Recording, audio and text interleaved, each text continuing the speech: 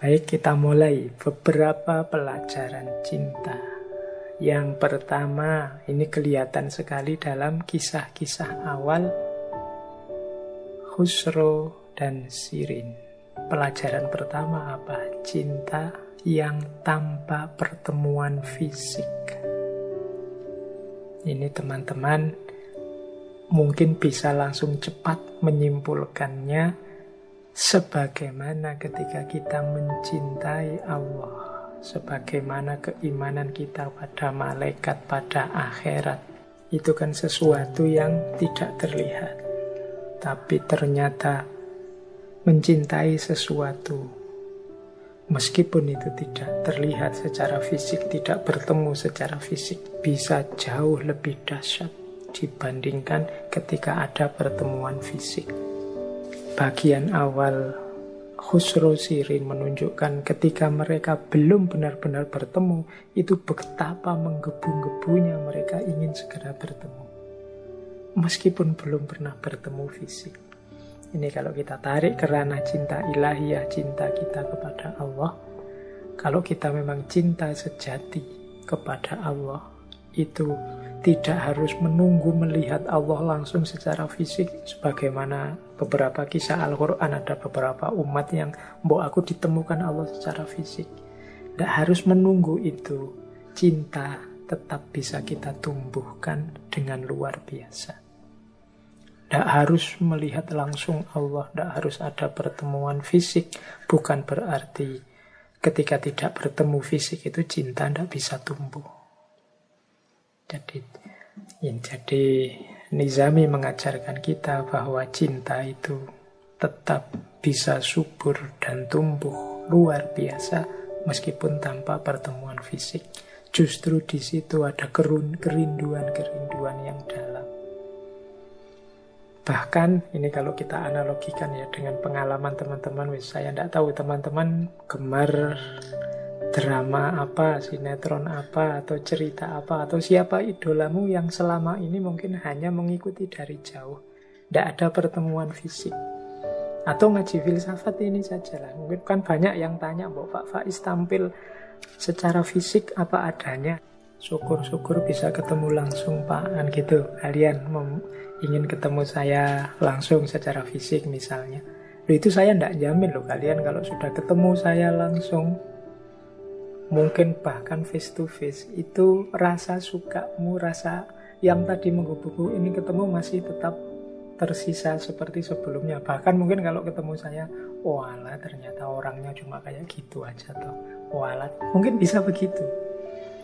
Ketika belum ketemu, bayanganmu mungkin macam-macam. Mungkin menganggap saya ini orang kayak orang alien yang luar biasa ya, padahal itu mungkin hanya acting saja. Tapi begitu kalian ketemu saya, ngerti asli nih, walah, kan bisa begitu. Justru ketika fisik tidak bertemu, ekspektasimu, harapanmu, bahkan mungkin kesukaanmu meluap-luap.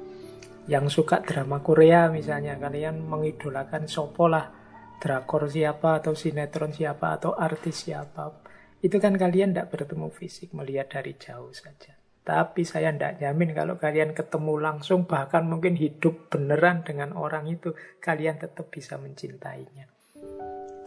Ini analogi ya. Tapi pelajaran dari Hakim Nizami adalah bahwa cinta tanpa pertemuan fisik itu sesuatu yang sangat mungkin.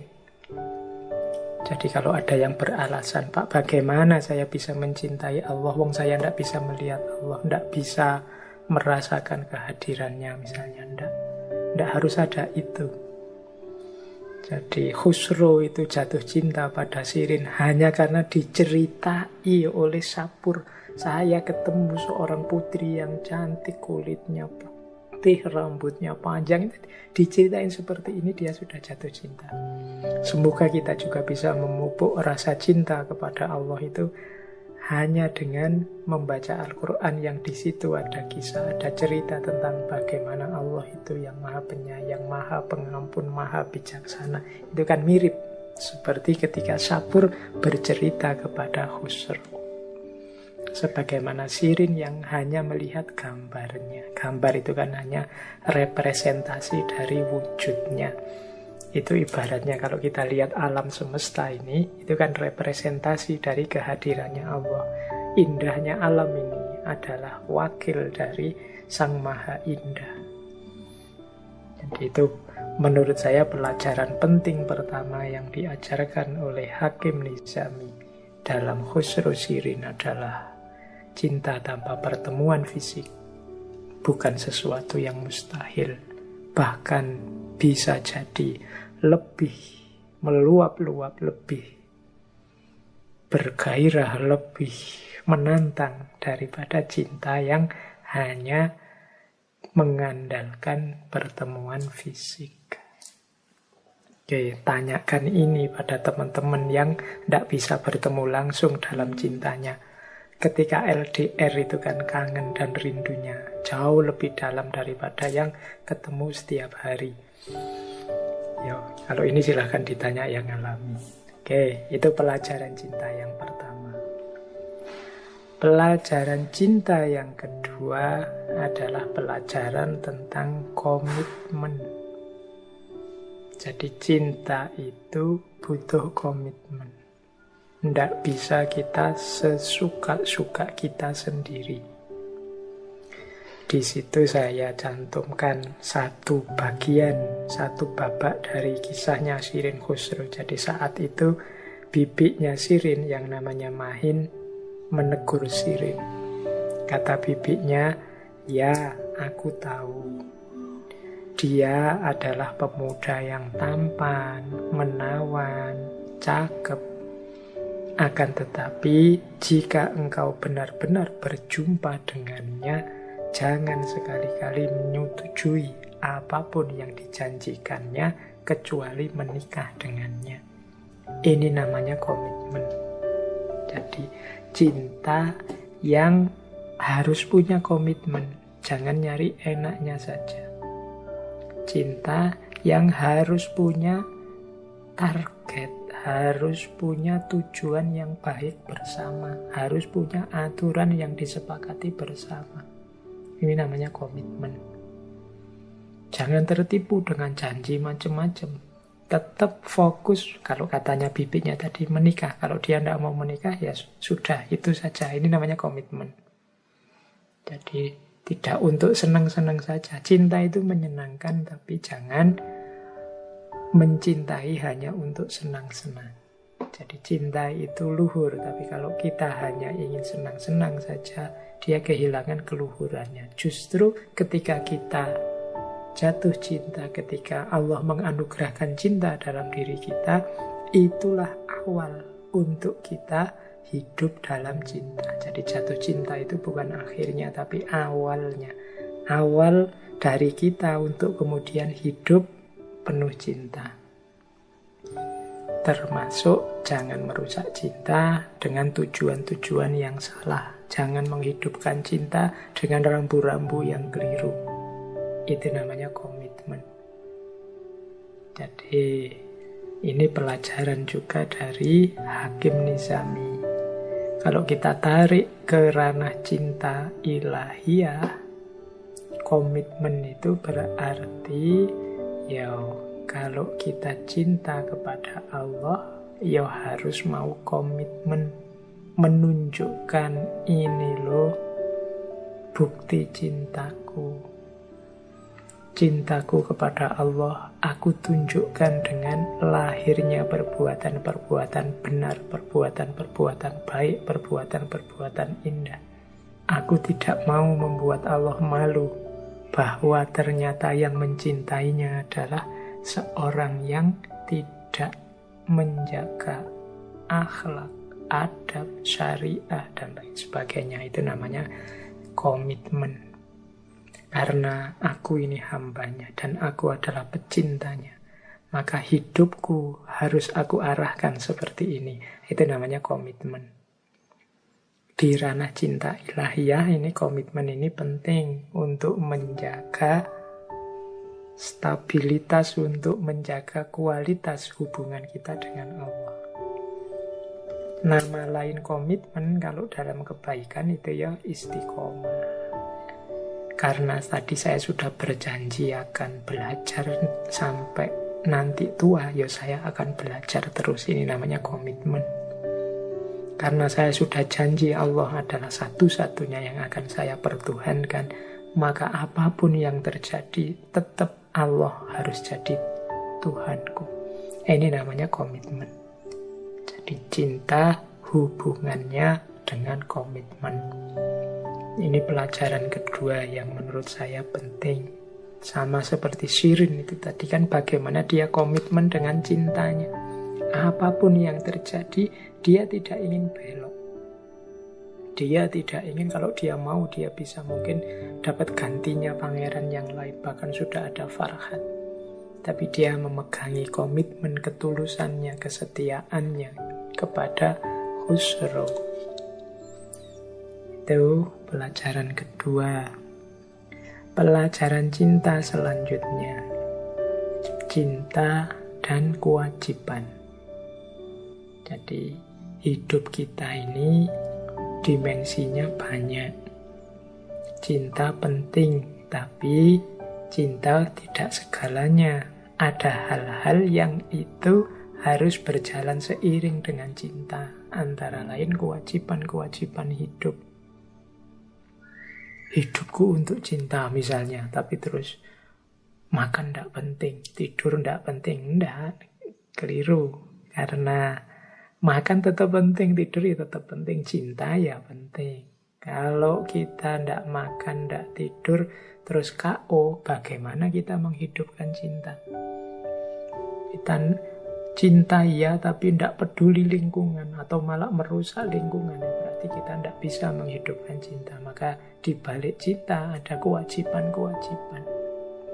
Makanya di situ saya kutip kalimatnya Shirin kepada Farhat, kepada Khusro, ketika pertama kali mereka ketemu. Ini kan sudah lama tidak ketemu, mengejar-ngejar selisipan jalan terus. Akhirnya ketemu.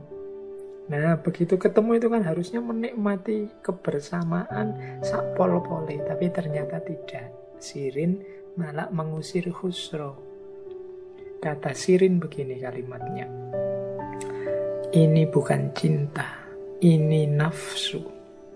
Jika engkau benar-benar mencintaiku, engkau harus mengusir penjajah itu, Bahram, dan merebut kembali negeri yang menjadi hakmu, dan barulah engkau memintaku.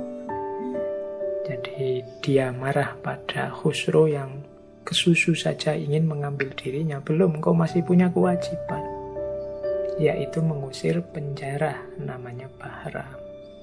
Jadi cinta tidak boleh melupakan kewajiban-kewajiban dalam hidup kita. Yo, ini kontekskan dengan hidup kita masing-masing.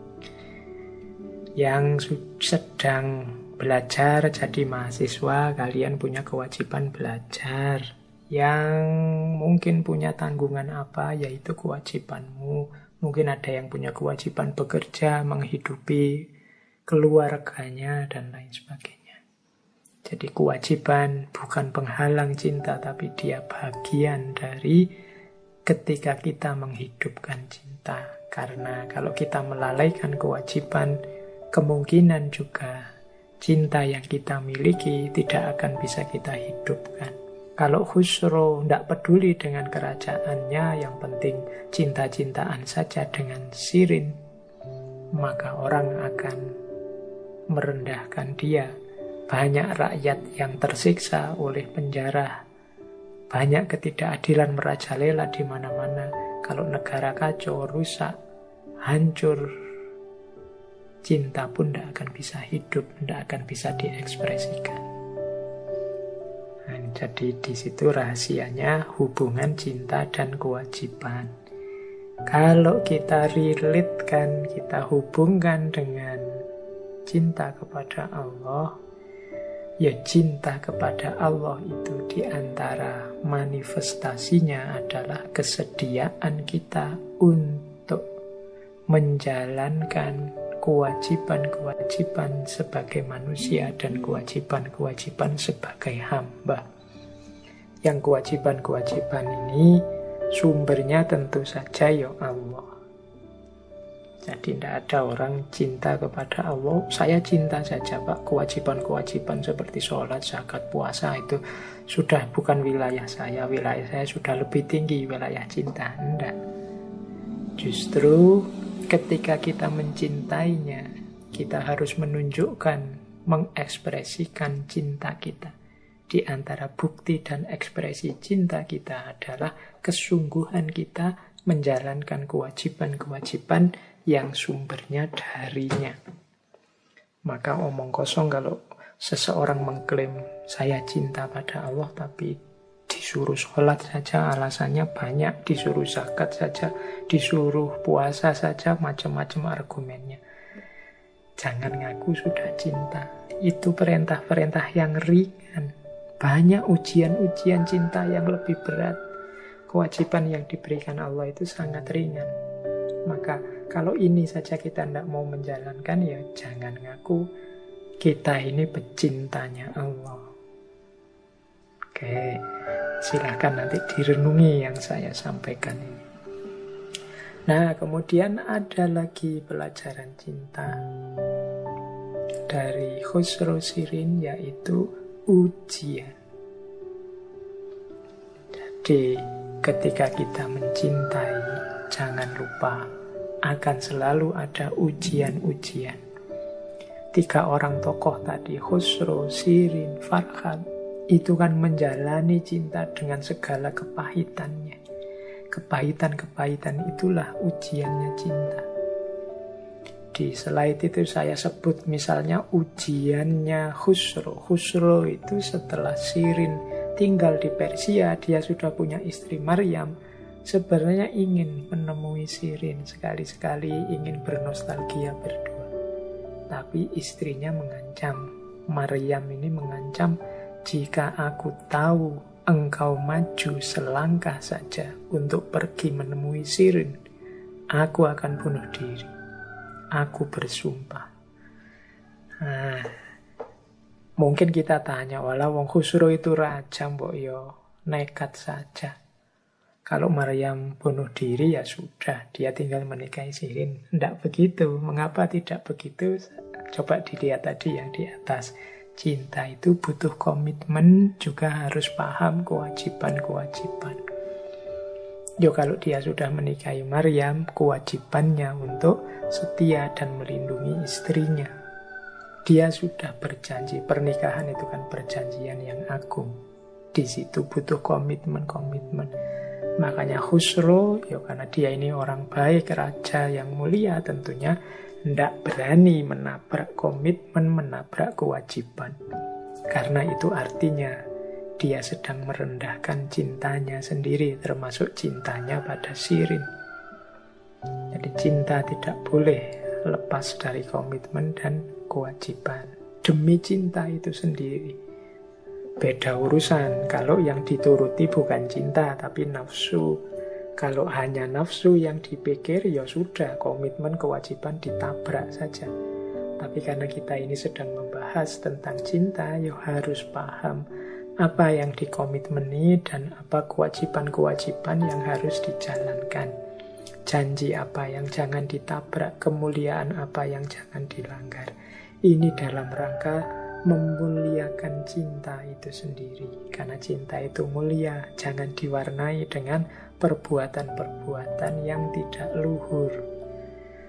Seperti berkhianat, seperti nabrak kewajiban, melalaikan kewajiban, karena akan menurunkan kemuliaannya cinta itu sendiri. Nah, ini pelajaran dari Nizami. Jadi bahkan cinta kita kepada Allah pun kan juga diwarnai dengan ujian-ujian. Makanya ada hadis itu, iman itu yazidu wa yanqus, naik turun. Biasanya karena ujian-ujian. Ketika kita hidup ini berat sekali, kadang-kadang iman kita turun. Kita tidak terlalu lagi full percaya pada Allah, makanya kita mengeluh, ya Allah, salahku apa, dosaku apa, jangan-jangan engkau tidak sayang padaku. Itu kan kepercayaannya agak turun. Padahal itu ujian-ujian cinta kalau bahasa saya. Jangan sampai ujian ini membuat kita menyimpang, menyeleweng dari komitmen dan kewajiban hidup. Cinta ya, penting, mulia, luhur. Maka jangan kotori cinta dengan tindakan-tindakan yang tidak luhur, tidak mulia. Di level apapun, dalam bentuk apapun. Oke, baik. Kita lanjutkan.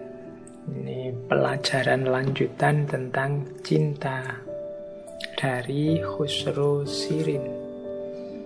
Ada beberapa catatan tambahan tentang pelajaran ini. Jadi saya menambahkan ciri-ciri cinta, sejauh mana efeknya dalam kehidupan kita itu. Setidaknya ada 5 ciri lagi, 5 pelajaran lagi dari cinta selain yang saya sebut tadi. Jadi pelajaran selanjutnya, cinta itu adalah, ini pakai bahasa Inggris ya, gravitational force. Gravitational force itu kekuatan yang menarik. Ya istilahnya gravitasi. Jadi orang yang mencintai itu terdorong untuk mendekat kepada yang dicintai. Mirip seperti magnet atau medan gravitasi. Jadi orang yang mencintai itu suka untuk dekat dengan yang dicintai. Mengapa hidup kita hari ini banyak sekali konflik-konflik, susah sekali diajak rukun, diajak bersatu. Mungkin kita hari ini banyak kehilangan cinta. Sehingga kita kehilangan daya tarik, kehilangan gravitational force. Kita tidak kerasan dekat-dekat dengan yang lain. Yang kita kembangkan mungkin banyak hanya kebencian-kebencian, persaingan-persaingan, permusuhan-permusuhan.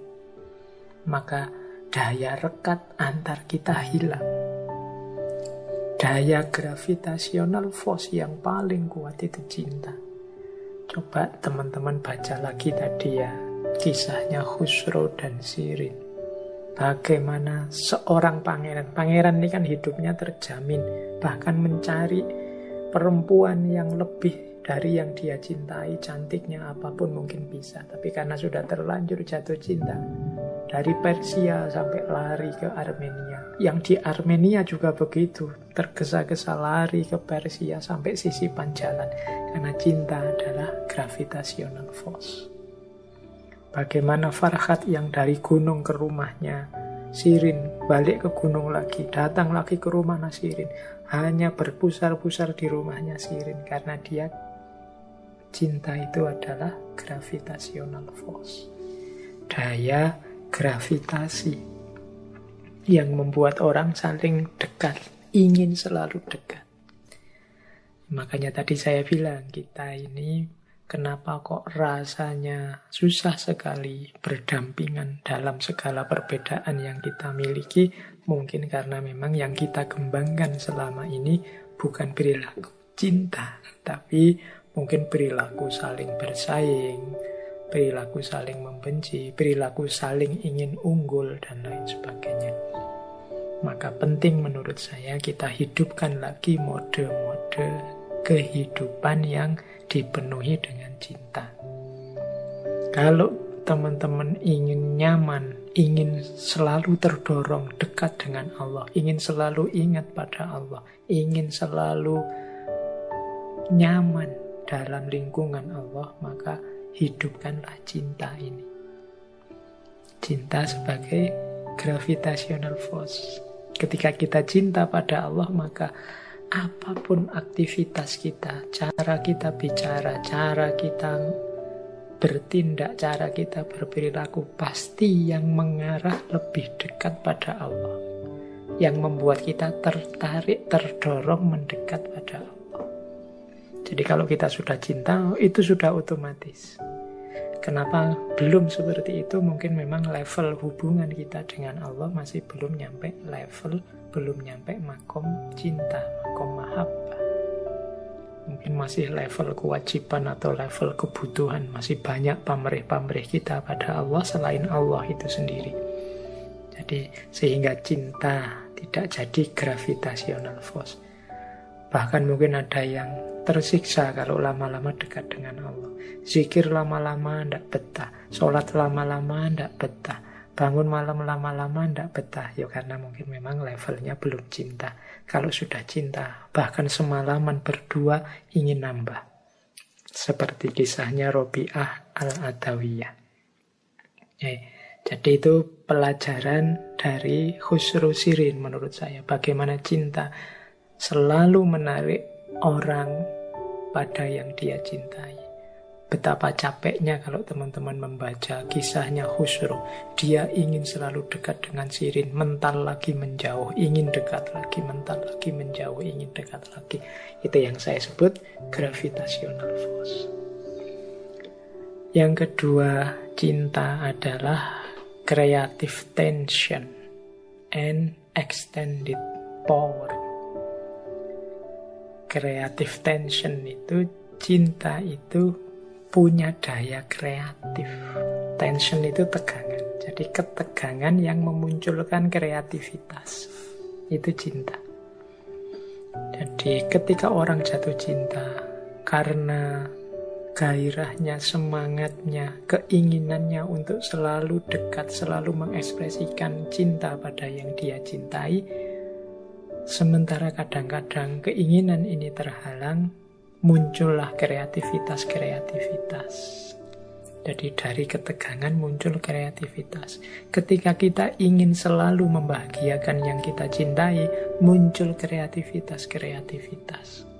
Ketika kita ingin selalu memenuhi yang diinginkan oleh yang kita cintai, muncullah kreativitas. Itu namanya cinta adalah daya kreatif.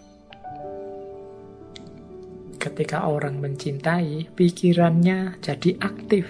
Dia mikir, apa ya yang membuat, kira-kira yang membuat orang yang saya cintai ini bisa bahagia, bisa terpenuhi keinginannya. Ya teman-teman mikirnya jangan hanya cinta lawan jenis, kalau itu pasti. Mungkin yang cinta pada orang tua, nah, kita kan berpikir gimana ya caranya orang tua saya biar seneng, bagaimana aku bisa memenuhi keinginannya orang tua. Kadang kita tidak terlalu mampu, tapi kita punya kreasi-kreasi. Kalau memberi uang banyak saya tidak bisa, tapi kalau sekedar memberi ucapan saya bisa lah. Sekedar menyatakan lewat WhatsApp dengan kata-kata yang indah saya bisa lah.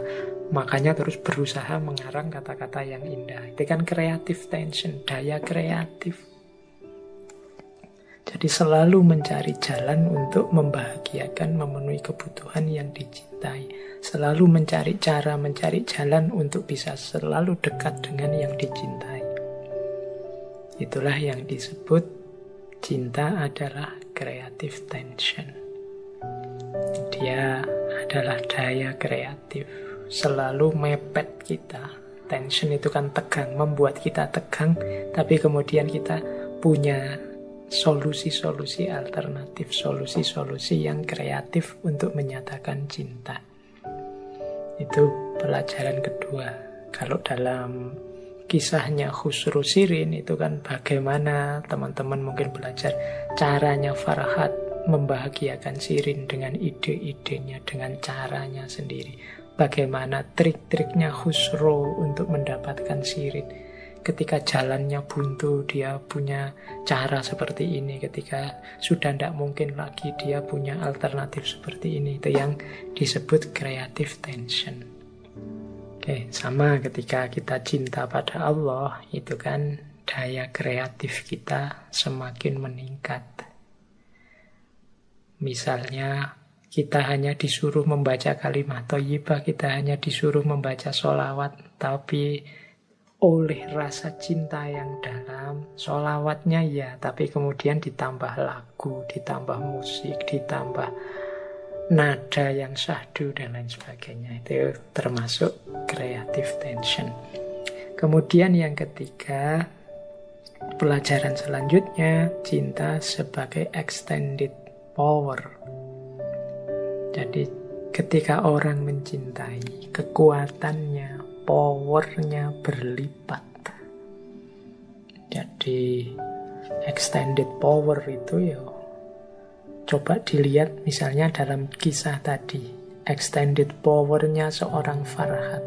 Bagaimana dia kuat untuk menembus gunung, membuat terowongan. Itu dalam kondisi normal mungkin agak susah, tapi kekuatan cinta membuat orang mampu berkreasi. Bagaimana misalnya Khusro harus menaklukkan pamannya, menaklukkan panglimanya Bahram. Itu secara kualifikasi normal susah. Tapi dengan creative tension plus extended power, dia berhasil menaklukkan Bahram. Jadi kekuatannya bertambah. Teman-teman yang pernah jatuh cinta mungkin ngalami bagaimana cinta itu extended power, memberi kekuatan lebih.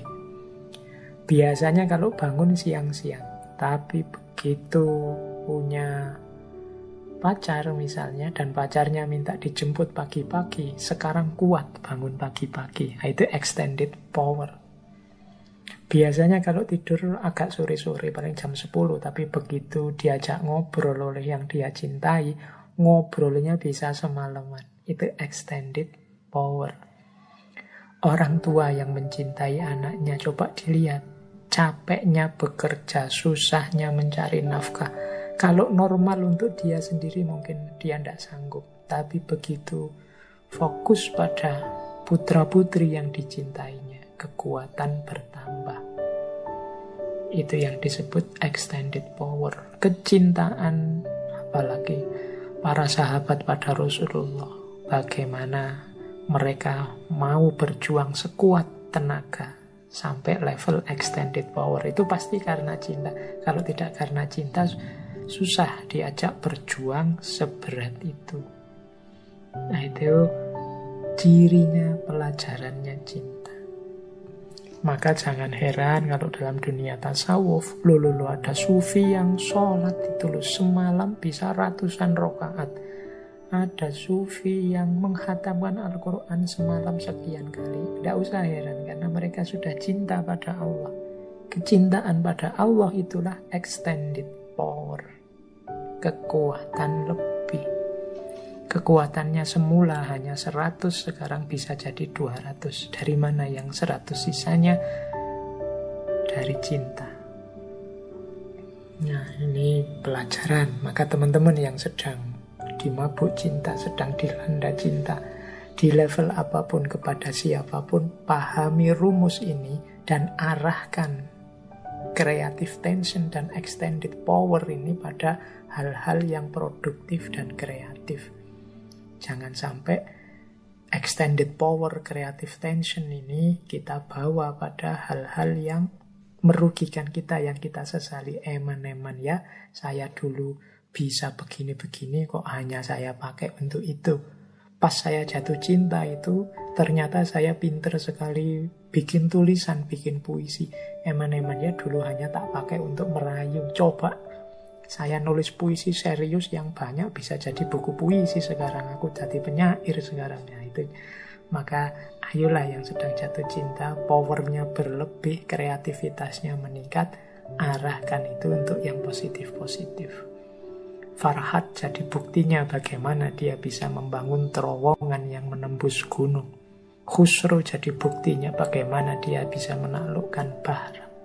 Sirin jadi buktinya bagaimana dia bisa meninggalkan kerajaannya demi yang dicintai. Itu kalau orang biasa susah dan berat. Baik, pelajaran selanjutnya, kalau ini mungkin bisa juga dari cerita-cerita sebelumnya, bahwa cinta itu sebagai energi penyeimbang, sebagai harmoni. Sehingga ada kalanya cinta itu jadi antitesis dari status quo sosial, politik, budaya. Silahkan teman-teman membandingkan ceritanya Khusro dan Sirin ketika masih jadi pangeran, masih jadi putri. Kalau mereka tidak nabrak status quo, kalau mereka tidak nabrak sistem yang mapan, mungkin ceritanya tidak seperti yang mereka alami kemudian. Mungkin juga cintanya akan stuck, mandek. Tapi karena mereka berani nabrak status quo itu situasi yang sudah mapan. Kalau mau Khusro tinggal diam saja di istana pasti jadi raja. Mungkin juga punya pendukung banyak sehingga pemberontakan Bahram bisa gagal. Tapi dia nabrak status quo mengejar kebahagiaan. Tapi dari situ lahir harmoni keseimbangan. Sirin juga begitu, bagaimana dia meninggalkan istana, bagaimana dia hendak pamit lari menuju Persia dan lain sebagainya. Ini mode-mode anti status quo. Pikiran biasa yang normal mungkin tidak bisa menangkap ini. Tapi justru karena itu lahir kreasi-kreasi budaya, lahir perspektif sosial yang baru. Orang baru sadar bahwa kebahagiaan, bahwa ketertiban, bahwa kesenangan yang mereka nikmati selama ini itu tidak sekedar itu bisa dikembangkan lebih jauh dan banyak alternatif-alternatif lainnya. Kisah-kisah dari Romeo Juliet, dari kemarin sayap-sayap patah, itu kan menunjukkan bagaimana cinta itu selalu jadi antitesisnya kemapanan sosial, budaya, dan politik. Antitesis bagi status quo. Mengapa sih Pak status quo itu harus diantitesisi, harus dikritik, harus digugat? Ya karena mapan itu berarti mandek. Kalau mandek berarti tidak berkembang. Kalau tidak berkembang, wong kita manusia ini banyak salahnya, banyak khilafnya dan tidak mungkin sempurna. Berarti kita berhenti dalam ketidaksempurnaan. Harusnya kita itu, ya memang kita tidak mungkin sempurna, tapi tugas kita adalah semakin baik, semakin baik, semakin sempurna, meskipun tidak ada titik finalnya. Berarti apa? Situasi mapan hari ini kita jangan mandek.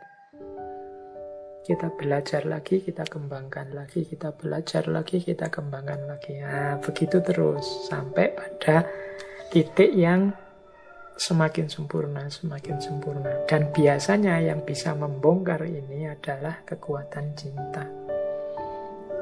Ini cerita-cerita banyak tentang cinta. Misalnya cintanya Rasulullah pada masyarakatnya, pada lingkungannya, pada zamannya, sehingga membuat beliau merenung di Gua Hira. Itu kan dari cinta kemudian muncul tadi kreativitas sampai beliau oleh Allah diberi wahyu sebagai solusi segala problem yang selama ini beliau gelisahkan. Antitesis terhadap kemapanan Quraisy saat itu. Nah, itu awalnya dari cinta. Jadi ini salah satu yang bisa kita tangkap dari kisah Khusro dan Sirin. Jadi cinta sebagai antitesis status quo sosial, budaya, dan politik.